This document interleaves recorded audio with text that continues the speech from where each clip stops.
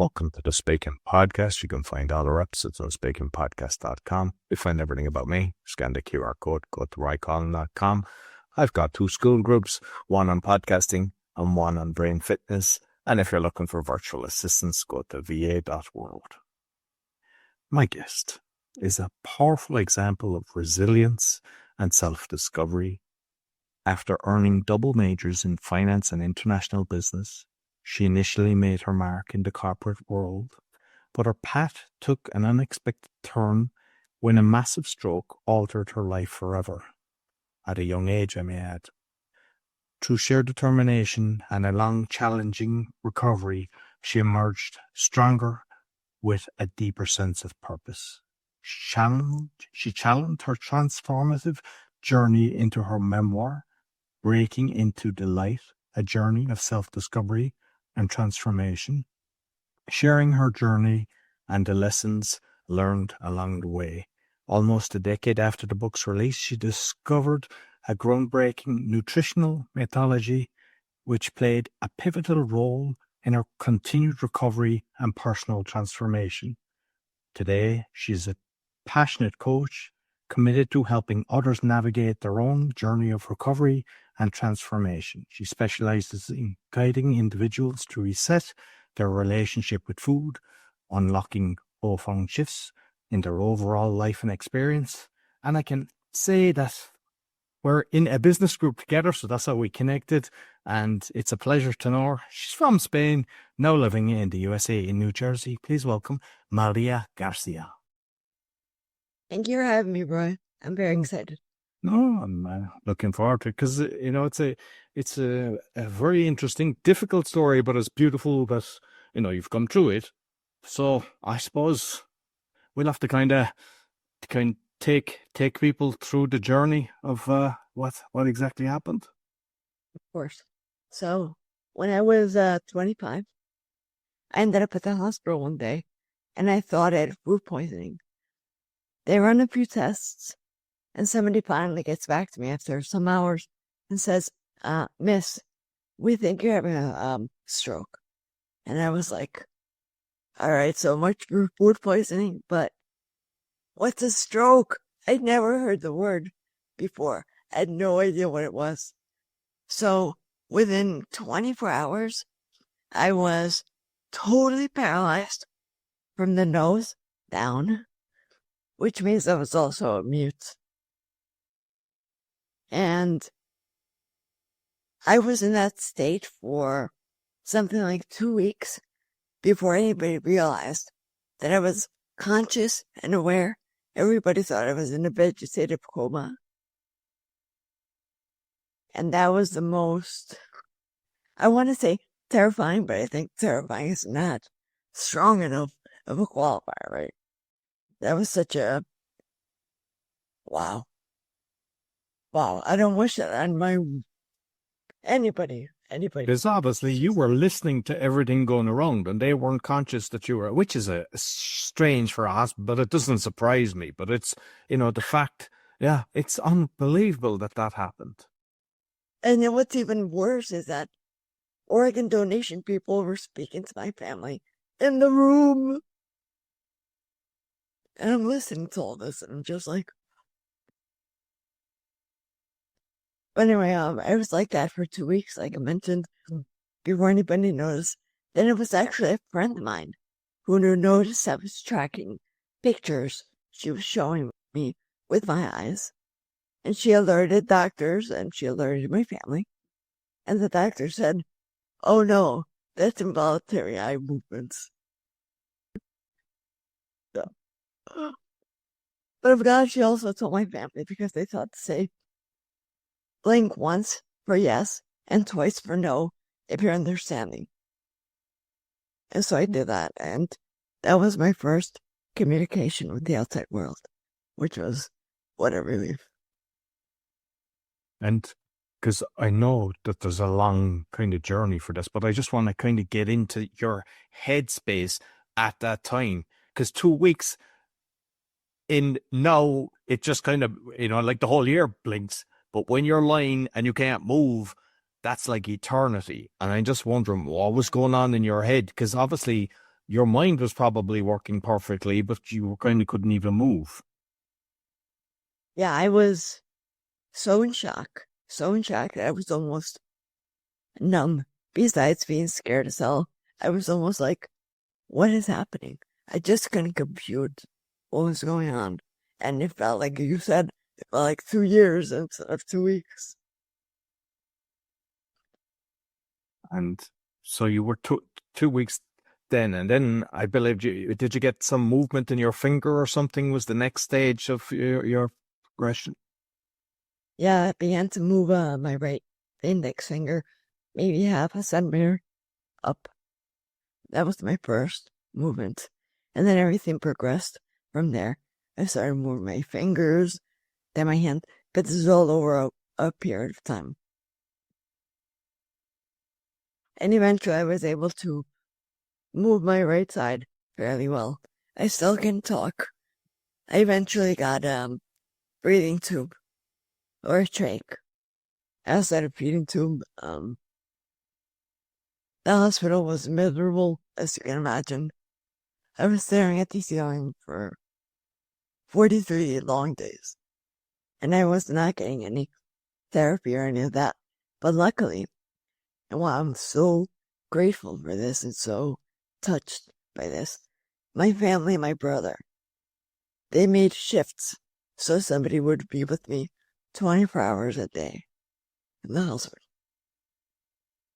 No, because I remember reading the thing as well, that the pain of when they were cleaning the tube was, so you might explain, because even just seeing the nurse was kind of giving you tremors, yeah. Yeah. So that was an everyday thing, right? I'd see the nurse walk in, and I already got scared because I knew that I was about to be in a world of pain. She would come in, she would grasp at my tongue, and because at the time, I had a breathing tube that was in my mouth. That was before I got the trach. They took about a month to give me a trach, which is normally done quicker. They don't leave people on breathing tubes that long, usually. But for some reason, they did to me. And it was just, painful. It was painful. I remember coughing a lot. Very unpleasant. And there was also the doctor was like pinching your leg or something like that. So the fact that you couldn't move, but you could feel it. I mean, that is fascinating, because they kind of come along and make statements or kind of think a certain way, or they're reading a certain book. And even and why I'm saying this, because you mentioned about the organ donor.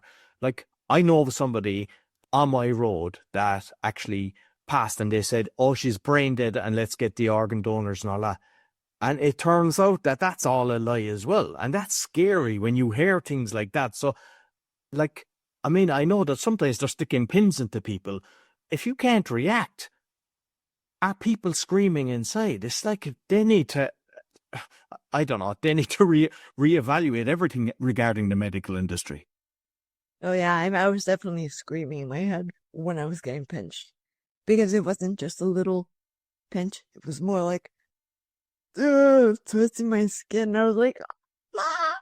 In my head I'm screaming, but I can't express that.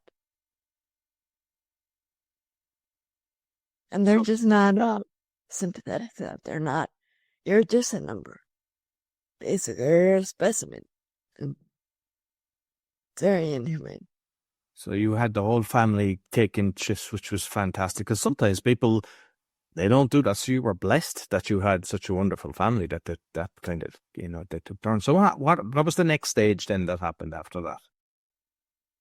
So then I went to a rehab hospital after 43 days, and I was like, yes, they're going to patch me right up, and I'll be like before any of this happened. Because I had no first stroke, so I had no idea, right? I get to the hospital, and my first day of therapy, the therapist hands me a hairbrush, and she says, Maria, comb your hair. And I thought, that's easy. I'll take it in my right hand, which I can move. Took the brush, brought it to about 2 inches from my head, and realized, oh my God, I can't even touch my head. And I started wailing because that's the moment that I realized the mountain that lay ahead of me. And I just curious because, at 25, you hear of people maybe in their 40s, usually older, but very rarely that age. And did they know what actually causes? And Well, they say the only risk factor was birth control. I know now that it was a level of malnourishment that I had before it happened, but the pill was contributing, unleashed this everything happening. But I think most people are walking around with a low level of malnourishment, not even realizing it nowadays. I've heard of a few people having very serious issues with the pill. And I remember even when I was younger, there was someone I knew that they'd acne, and they got them to go on the pill to sort out acne. And you're like, yeah, and you hear people getting blood clots and everything because of the pill, and they're making it look like it's safe. And I think people should be aware of the risks of that. Yeah. Yeah, and doctors don't tell you, well, this could happen, you have to read the insert. Well, I never read the insert. I don't think anybody does. That's the thing. It's like, I remember I subscribed to Entrepreneur magazine. I used to be reading it for years, and there was an advert for Viagra. Never took it, and there was 2 pages of side effects, and I was like, one of them is death, and I was like, why would anyone take this when a side effect is death? And when that was developed, that was actually a side effect for something they were developing for something else, was the erections, and that's why they decided to create this drug. And it's like, nobody reads the side effects, and it's the first thing you should do. Yeah. And it could be you. It could be anybody. Yeah. So you started getting the therapy then, and what was the next stages that you went through? So I started getting therapy. My family finally did not do the shifts now because this place was different. I was getting a lot of therapy 3 hours a day, and there were nurses that were very attentive. And so anyway, I finally went home after 2 months because my insurance ran out. So I went home. Yeah. I went home in a wheelchair, in diapers. My tubes are gone, luckily. But there had really nothing that I could do almost. And I still remember my family, they became drill sergeants, and they hated it, every second of it. My brother would come over daily. He would work out with me. I couldn't even really work out. I was just doing what I could, right? And he would do that. My mother, also, we had a recumbent bike, kind of like with a normal seat. And she thought I should ride. So I thought, okay, I'll go. I get on the bike, put my feet on the pedals. My feet, they slipped right off. I couldn't even hold my feet to the pedals. I was that weak. And she tied my feet to the pedals. My mom tied my feet to the pedals. Because, the first phase was when you were kind of like paralyzed as such in the hospital, but now, after going through kind of their therapy, but still wearing diapers and everything, where was your headspace at this stage? Because that's still, for a very young woman, traumatic. Yeah, I basically lost my mind because I was hyper independent before any of this happened. I had gone to live in Germany by myself for 2 years after college, and I was basically just traveling the world. And when this happened, I was like, wow, I feel like I'm going through a second childhood, but this time realizing what I lost, which is everything, really. I had to relearn speech. I had to relearn to swallow. I couldn't even swallow. And I mean, I've heard of people with the insurance. It's unbelievable that they do that. I mean, I've heard of loads of cases like that. It's like, oh yeah, your money's out. They'll take your money as long as they feel it's right, and then okay, time up. And so you were in a wheelchair then, and how did you get out of the wheelchair? What was the next phase there? Well, the second I got home, I realized my wheelchair doesn't fit through any of my doors at all. And that's when I graduated to using a walker, at least at home, because there was no way for me to get from one room to the other. And so as I could, I used the walker. Only at home, but. And then eventually I was body trained. So I went back to therapy as an outpatient. And I was doing that for a while, and I progressed from walker to 4-pound cane to regular cane, and eventually I was able to walk on my own. I wasn't very steady, but I was walking. And I decided, well, I guess I can join the gym. And that's what I did.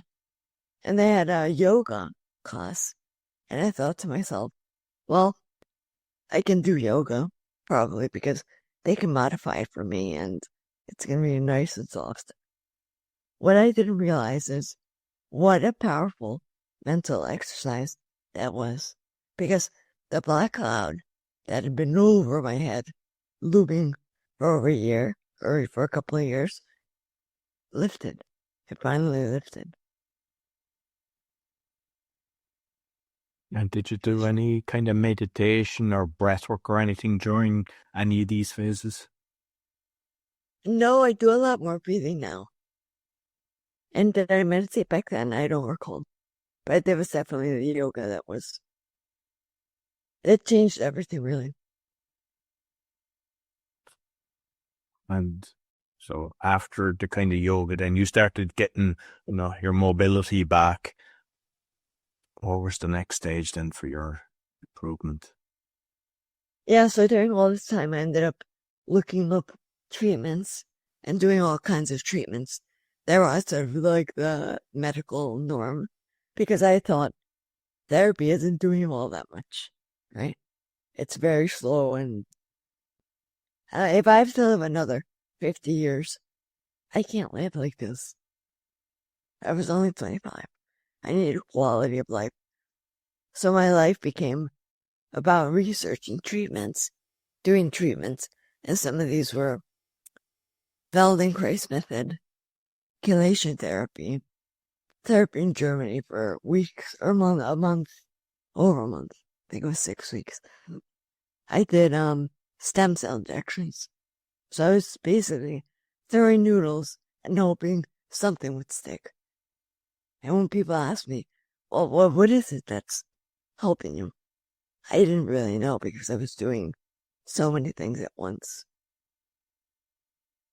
But I figured everything is helping me. Even if it's just a little bit, I don't care. I'm making progress. And I even played with my diet. I went from macrobiotic to pescatarian to vegetarian, because, as we all know, vegetarianism is healthier. Or so we've been brainwashed to believe all our lives.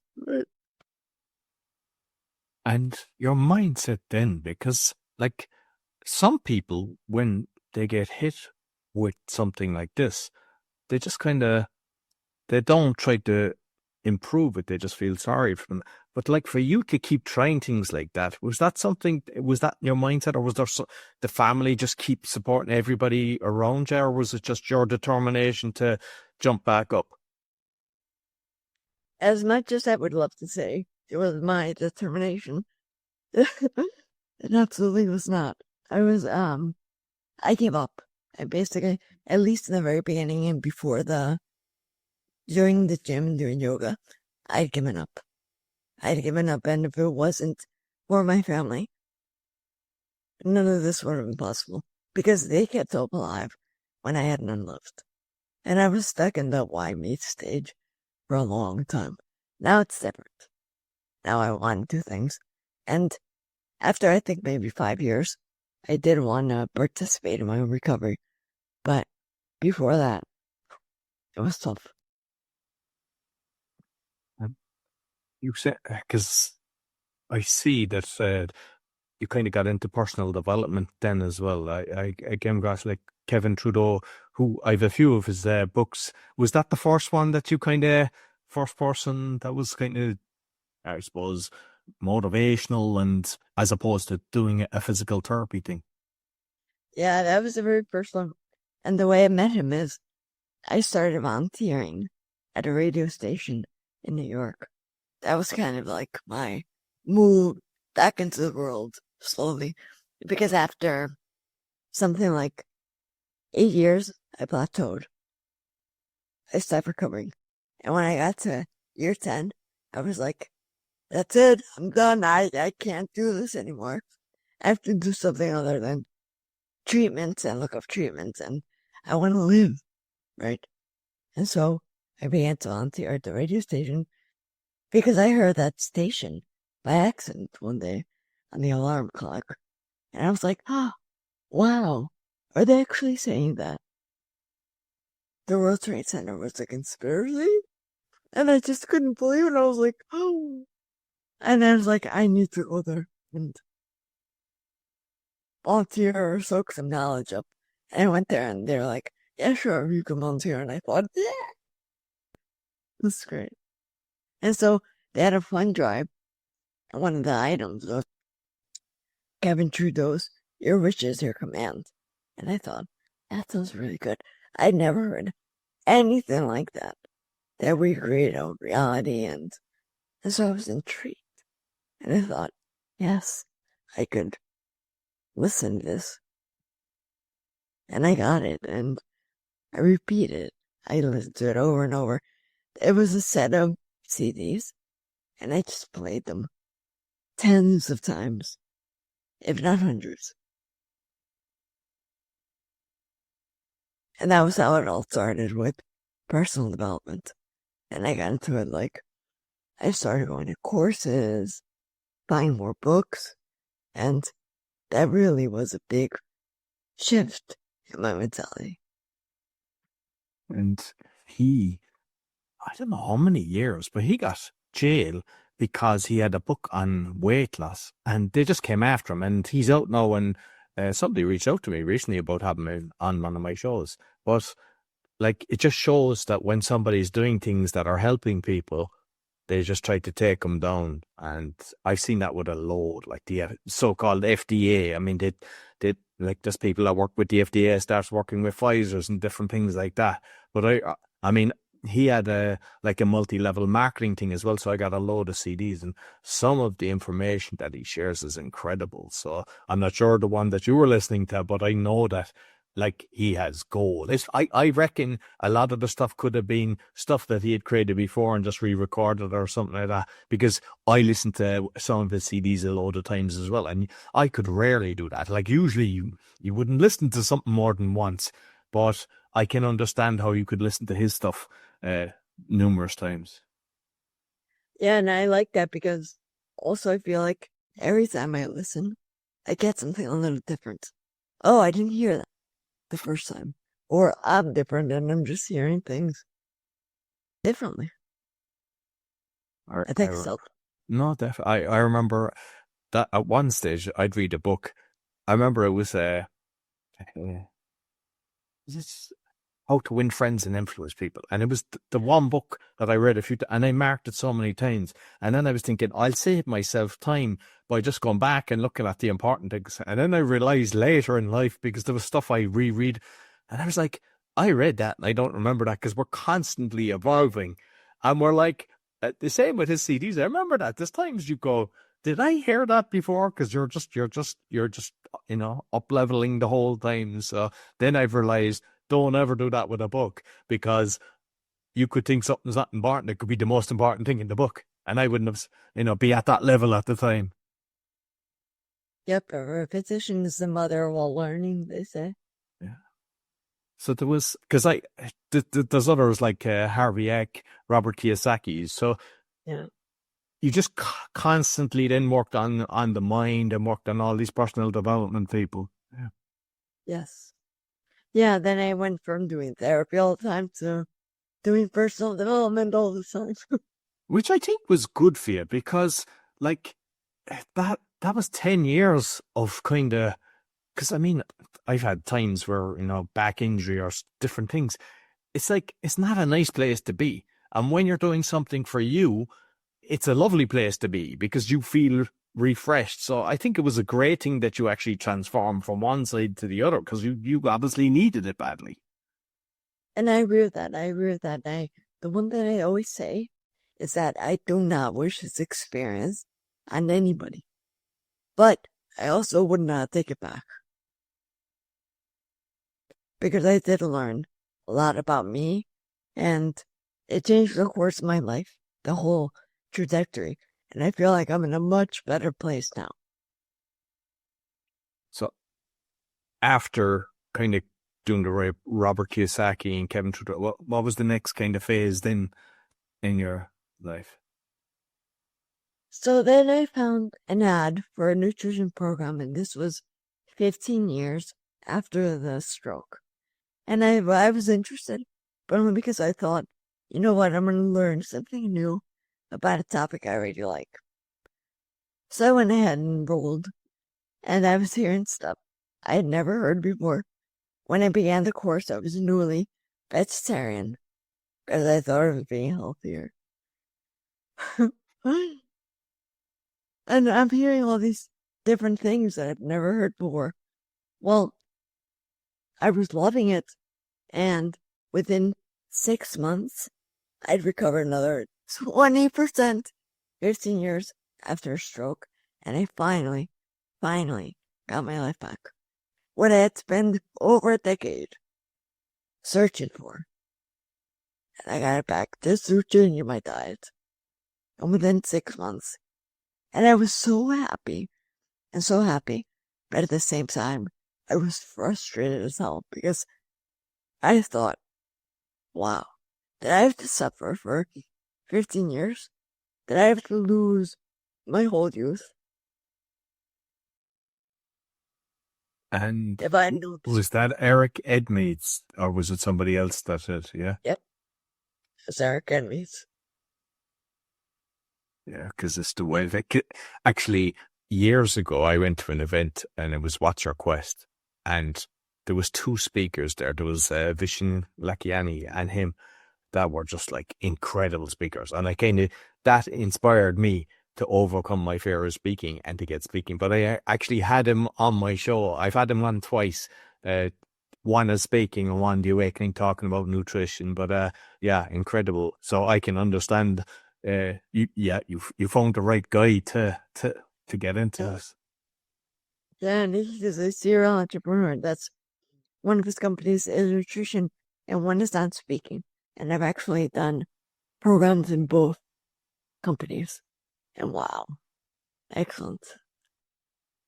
So I suppose let's get into it, because then from that, then you kind of created a career on nutrition to kind of educate and help other people so they don't have to go through the 15 years of pain that you had to do. Yeah, so my goal when I initially signed up to become a coach or to get certified, I didn't even really want to coach people. I was just so shocked that this sorcery, because at the time I thought it was magic, that this sorcery was happening, that I needed to see or understand what was going on. And during the certification, we had to have a pilot class. And it was during the pilot class that I saw such miracles. I thought what I lived was a miracle, but everybody's having miracles too. CPAP machines no longer used, people releasing or losing over 40 pounds of weight in 3 months. Multiple people. And just all these things like medications stopped. And people averting operations. I even had a client who stopped using reading glasses. I was like, what? I could not comprehend. And now I know that, yes, nutrition is the foundation of your whole life. If you get that piece solid, everything else can just layer on top. But if your nutrition is not good, you're basically building on a house of cards, because in an instant, you're like wiped. And I suppose it must be so frustrating as well, now that you have the knowledge and know how much damage it does, but to see how it's been infiltrated. You know, you've the likes of Nestle, Kraft, Procter and Gamble, all these big corporations that their main objective is profit, and they're putting in complete toxins. I mean, I've seen loads of videos on what they do, and most people, they don't even realize it. I mean, I try to get as much as I can from a farmer, but even times I'll go into a supermarket and it says, you know, it's like organic and everything, and it's not, because I kind of realize, hey, this isn't right. I'll throw it outside, and 6 months later, it's still there. And it's like, organic doesn't go like that. If there's something from the farmer that, just say I don't get around to it, say carrots, if I don't eat, I throw it, they're disintegrating, they're breaking down, or something's eating them. Like I do the ant test, I throw food outside. Like I get apples as well sometimes from, they're like apples I had when I was a youth. Whereas I get apples in the supermarket, even if it's this organic, and they're not. They're all toxic. So it's like, how do people navigate that? Because like how I realized nutrition was so good as The Wheel of Fortune. It's a book that it was studying the people in the Hunza, in the Himalayas. They were all kind of living to over 100. And it was all down to nutrition. It was all down to food. And they started giving the rats the same food, because a rat of 2 years is equivalent to a human of 50. And everything that they were giving them, they had no reproductive problems, no eczema, no nothing. And then when they started giving them poor man's food, they started getting all these diseases and cancers and tumours. And apparently they gave them the food of the UK, and they became cannibalistic. And you're like, so when I saw that, every time I see something, that's what I think about. Because sometimes, like, say, aspartame and different things, they're saying, oh yeah, it causes cancers in rats, but it's okay for us. And I'm like, no, it's not okay for us. It's like, if they're able to test these things and they cause problems with rodents, they're going to cause problems with us. But people just think. Yeah, and part of the problem is that we're so bombarded with marketing. And then on top of it, people are they lost touch with nature. And so nobody knows, or no other species has a problem knowing what to eat. It's very, they all know what they want to eat. But humans, we're so smart that we create food instead of just eating what's available from nature. And we don't know what we're doing. Oftentimes it's Franken food. Like you mentioned, I have an apple that's been sitting on my counter for over 2 months. I'm just doing an experiment with it, right? I'm like, I'm not eating this. It's like, what is it doing to our insides? And like, people joke about it. They show, say, a McDonald's that's 3 years old and it looks like a McDonald's.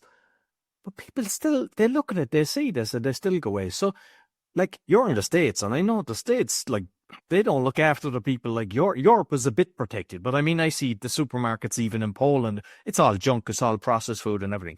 How do people try to navigate that when 95% of the shelves are full of toxins? And not everyone has access to a farmer. That's why it kind of is the worst part of it. Yeah, so the best thing would be know a farmer. But if that's not possible, what I do is, whenever I go to the supermarket, I just shop the perimeters. Just the outside. I don't even go in the middle, because that's where all the landlines are. Just get meat, fish, veggies, and now there's a new appeal coating on fruit. That's Bill Gates' company that is manufacturing this, and so I try not to go near this stuff, right? And you do the best you can. So you do the best you can. Guess what else can you do?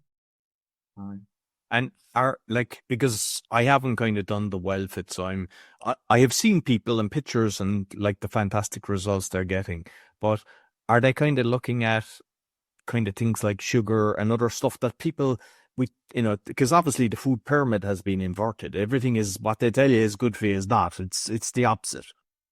Yep. Yeah, so that's one of the things that we address is sugars. But the interesting thing is that I thought before I did the program on nutrition, oh, I'm uber healthy. Before the stroke, anyway. I'm uber healthy. I'm a runner. I follow the food pyramid. I barely had any sugar. But I've seen a whole crap load of carbs, which turn to sugar in your body, right? I think it's a case of you have to pay attention, because when you realize, because I've noticed that if I go to a restaurant I know straight away which places are giving good food and which aren't, because I think it's because I eat as much organic as possible. It reacts with me very fast. Whereas people that are eating crappy food all their life, they have no reaction. They just think it's normal. Yeah. So you just have to listen to your body. When you see this something up here, you go, all right, what did I change? Oh, I went to this place. And that's why. Yeah, so I think you made a great statement. And listen to your body is the way to go. And with that said, people that are not doing that, or their signals aren't very strong at all. So listen to your body when your body is all whacked out. It's probably not a great thing because your body can say, I think you should go eat some Doritos. But like even people, like, because in the Awakening, I cover a lot of stuff, but even the Pringles, people think they're potatoes that are just cut a certain way and they just look nice. And it's, you know what I do with my child? Like my child at one stage, my youngest child, he was into hot dogs and I was like, And same with chicken nuggets, not McDonald's, but just chicken nuggets. It was like, cause, some other people feed, sometimes you kind of have to navigate these things. What I used to do is go in and show them the video. I go, look at this. And you just see the gunk that they're mashing.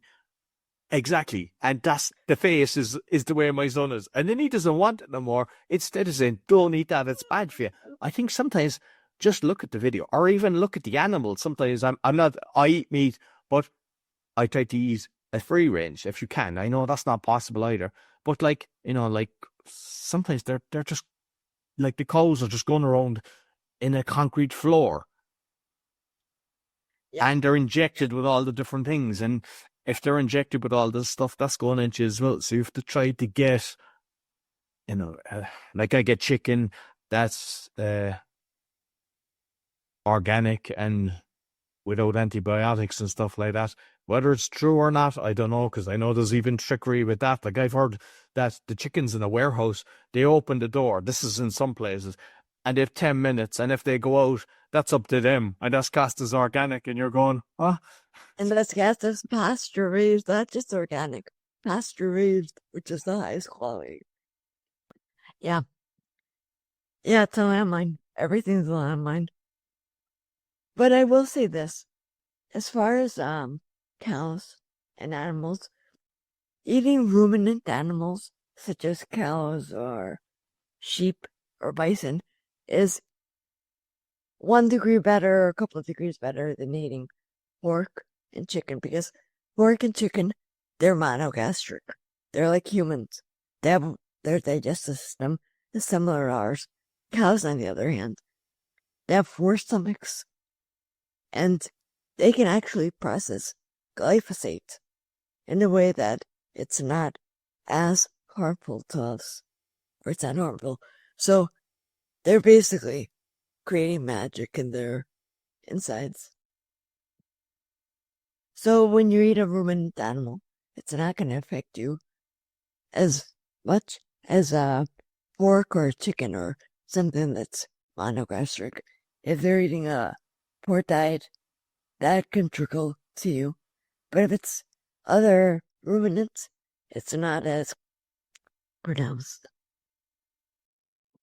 So with clients that have kind of gone through the change in nutrition, whether it's through yourself or through the team, Eric, because I presume you're in a group and you see other people, what kind of things have you seen people overcome? Because sometimes people, they hear, oh, there's no cure for that. and this cures for everything. And it's just like, because people have been conditioned and brainwashed. They just go into the doctor, they trust the white coat instead of kind of doing what you did and just keep trying and check different things. What things have you seen that kind of shocked you? That, like you mentioned, the eyesight. I mean, I know that, so most people think, no, you can't cure your eyesight, but that was one that's good. But what other stuff have you seen? I've seen so many things. I've seen type 2 diabetes reversed hundreds of times. And the biggest thing that I saw that shocked me the most was at a client that couldn't walk. He was on crutches. He was scheduled for a sciatica operation. He was in so much pain. Within working together for, I think, something like 7 weeks, he had no pain. He came on a call once. It was a Zoom call. He was running in place. He's like, look, Maria. And I'm like, oh my God. His sciatica released and he canceled his operation. I could not believe what I was seeing because I thought to myself, this was my limited training at that time. I thought, what does sciatica have to do with food? It's got everything to do with food. Now I know that. But back then I was like, not comprehending. Yeah, I was in my early 20s and I had sciatica. I tried everything.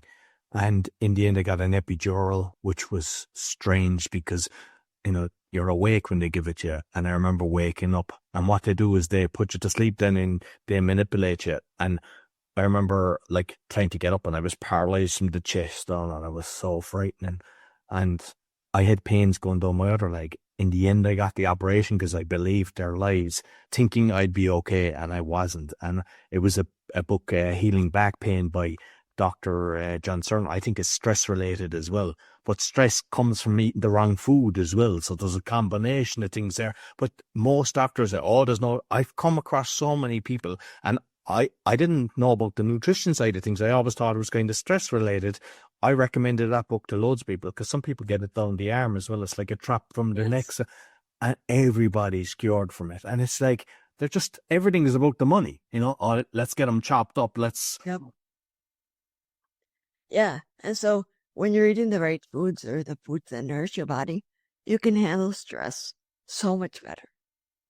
So even if you're stressed in the world, maybe your job is stressful, you can handle that much differently. Just by changing what you eat.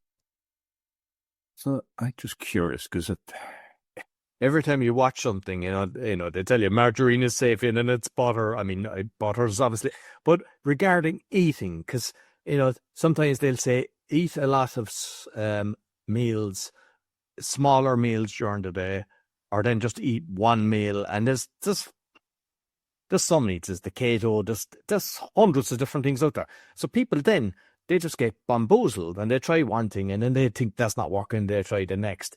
From what you're doing, because I know that Eric and, what he's created, he's getting very good results. And I have seen pictures of people I know that lost a load of weight and everything. What way is it? Is it kind of smaller meals, or what's the kind of way that you recommend? Yeah, so I want to say that about people saying one meal, 50 meals, whatever. This is done purposely to create cognitive dissonance, so people end up just trying different things, and there's a market for everything. They purposely create confusion, and I think that also happens with everything else. It's like information overload, right? And they do that on purpose. But I think it's good to give your stomach a break and to have less meals in one day. So I do usually 2 meals. And I'm not forcing myself to do 2 meals. I'm not hungry. But that's through all the things I learned and the way I nourish my body, where that's possible. Some people eat once a day, and I do that sometimes. Not on purpose, I just can't eat. But less meals is better. You're giving your stomach a chance to recuperate.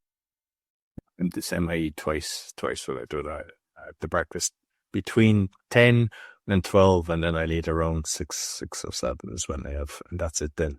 So my body, yeah.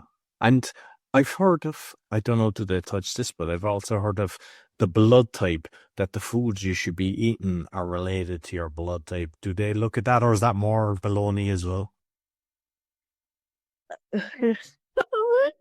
I'm laughing because it's very clever marketing to say, hey, I have the Maria diet. You should follow the Maria diet. Everybody think, oh, a diet's special for me. I'll just put it this way. Every species has a specific diet. So elephants in India are kind of eating the same thing as elephants in Africa, right? So it doesn't matter. There's certain nutritional requirements that must be met, regardless of your blood type. And I don't think thousands of years ago, people even knew their blood types. They didn't even know there was different blood types. So I think it's worked. So the book that you've written, I know it was a few years ago, but I love your writing style, because there's sometimes, that somebody's kind of used a ghostwriter or something like that, but you can see that it's from the art and it's kind of taking you through the journey. So you might let people know what's the name of it and kind of what you're covering in it. So basically, I wrote the book for me. I didn't even write it wanting to publish it, but I wrote it something as cathartic, and it was totally cathartic. And I detailed kind of my journey and the lessons I learned. And I wrote this all before I even changed my nutrition. So I wrote this pretty early on. Probably something like 10 years after the stroke, or a little less. And it was just a way for me to get it out of myself. And then what was interesting is, as people were reading it, they would get back to me and say, I really saw myself in that. And I was like, that's incredible, because my journey is very unique. I don't think it's very common, but people really resonated with what I was writing. But anyway, about the book, it's currently, I'm going to work on the second edition. The first is not available anywhere online. It's only available through me. So if anybody wants it, I'm happy to mail them one. And when you go through this, then you got into the speaking, and you might just kind of because when you went through your whole journey, obviously I'd say speaking on stage would have been the furthest thing from your mind, but how did that kind of transform? So eventually, when I got over myself, which took a long time, which is normal, I also think, I thought, wow, this is the response that I'm getting from the book. Maybe I should, or maybe it would be beneficial for others for me to share what I've gone through, right? And I went to a couple of speaking courses with Eric, who I was introduced to through nutrition, and it was such an amazing course. Basically, I just say this, and this is going to open a whole other conversation, but I'll just say this. I was not myself.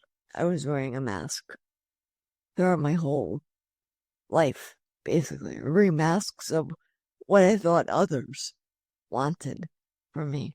And in this course, it was a lot of the shedding of the masks, or the beginning of the shedding of the masks. And I had such a release. And things began to definitely change for me in that regard. And I feel like now I can be more me. I can be more authentic. Just from reading the book, the things that were happening in Germany, it's like synchronicity. Things just kind of came together.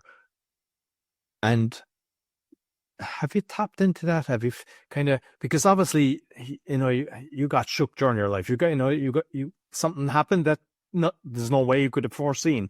But now that you've got your life back, have you managed to figure out that how you get things to connect again? And I don't know, is it intuition or what's that magic sauce of where things kind of just line up and connect? I'm on a journey now of breath work. And it's not really breath work as we know about breath work. It's more about breathing the way that is most beneficial to their body. And I find that that's given me the biggest shifts, or things are happening more. They're more in flow. Just like when I went to Germany and everything happened very synchronistically. But I feel like now things are really, really in flow. So, I mean, you've got your services now that you're offering is like, say, the Wildfitch kind of coaching. What else is that your main business? Is the coaching? Yes, that's our main business right now. I think eventually I'm gonna use also breath work, or I call it breath work because there's no other way to call it, but conscious breathing, and I'm gonna also work with that and I could talk about this for ages. There's somebody I follow since last year, and I've seen the biggest shifts in my life through the work we're doing. And it's something so, I'll just say it this way. We're under spells. Just like Snow White or what in Disney. We're under spells from our youth. And this is breaking the spell can shift your experience so quickly, just in the snap of fingers.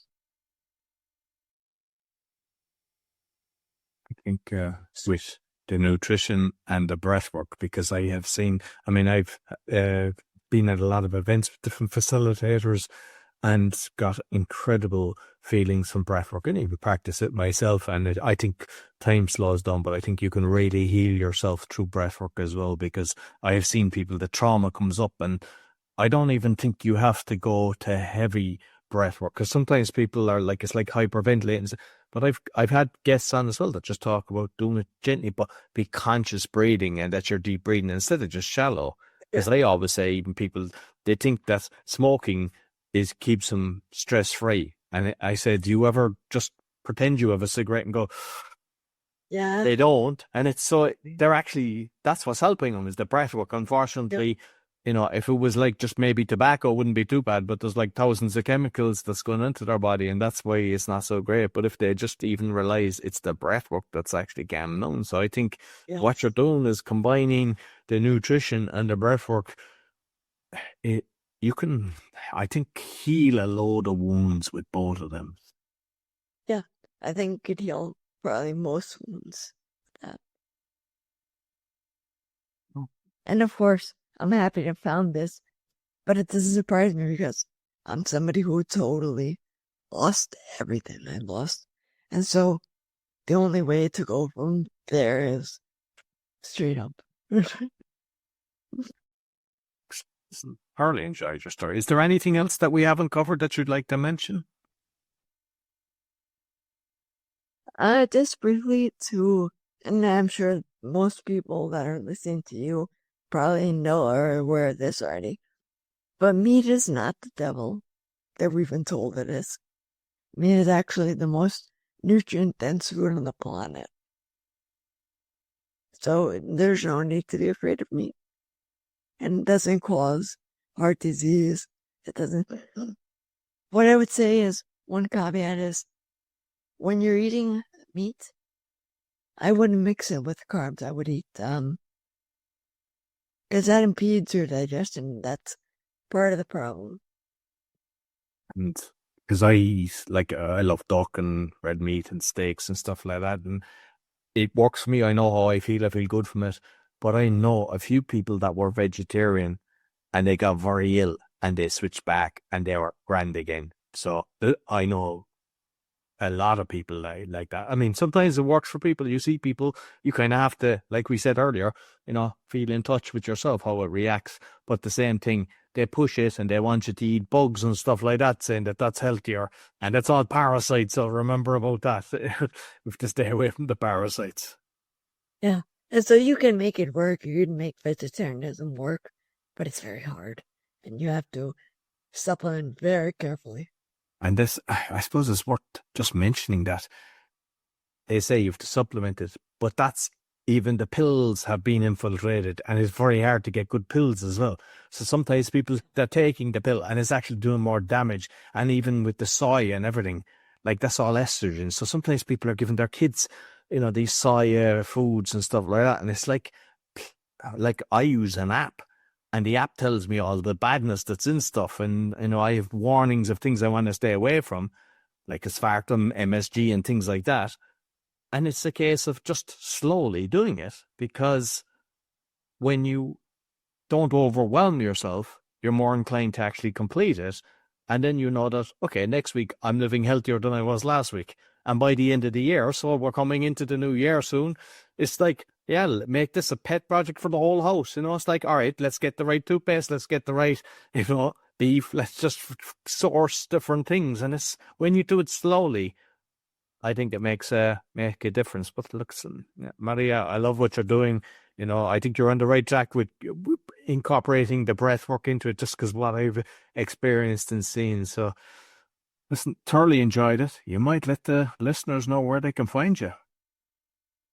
The best ways to find me is on my website, which is genuinelymaria.com. And you can book a complimentary discovery call if you like. I'm also on social media, but I don't add there very often because I have a bit of an allergy to it. So please go to my website. No, I'll make sure I put all the links to the audio and the video. And just for those that are watching on BitChute, YouTube and Rumble, you can see our website on after her name, so you can do it. But I'll make sure I put the links in the show. Thank you very much, Maria. This is fun. Thank you. No problem. So that's all for the Speaking Podcast. You can find all our episodes on speakingpodcast.com. Find everything about me. Scan the QR code. Go to rereading.com. It's mentioned at the start of 2 school groups, one on podcasting, one on brain fitness. And if you're looking for virtual assistants, go to va.world. Sure to give us a thumbs up, 5-star rating, share with your friends, especially this, because nutrition, very important, as you have heard today. Until next week, take care.